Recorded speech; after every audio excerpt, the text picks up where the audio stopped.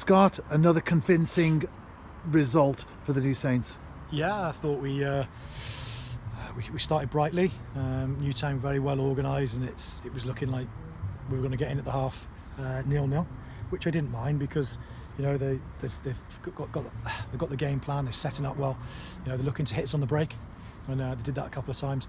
But as soon as got that first one, it was sort of a relief again, getting that first half goal, and to get the next one so soon after was very pleasing.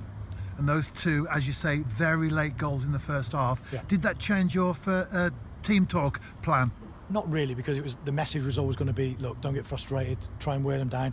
I thought we weren't moving the ball as quick as we could. Our tempo wasn't as high as I'd like it, because we were giving them a chance. If we don't move the ball quickly, they can just shuffle into positions and it becomes easy for them. So I just wanted more tempo to our play. Don't force too many balls, and we would have got in because they were playing quite high. I don't think we were playing as many balls through or over the top as we could have. That's nitpicking, and fortunately going in at the break with those two goals gave us a bit of a buffer.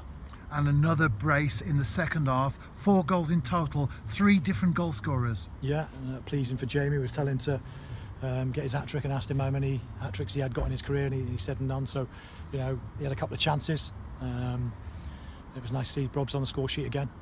He's I think it's 9 goals he's got now, which is an excellent return. For someone that's missed out through the season as well, he's coming to a great run of form, and he's been excellent. Likewise, looking at the other players at the back as well. Maz coming in there tonight, absolute stroll up for him. Play centre back all day long. What is he, 5'7"? Steps in, starts the play off, and then on the right hand side you've got Blaine, who's equally as comfortable on the ball.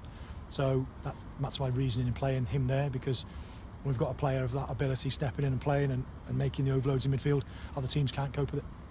I'm running out of fingers. I'm on my toes now. That's 18 goals in 4 games.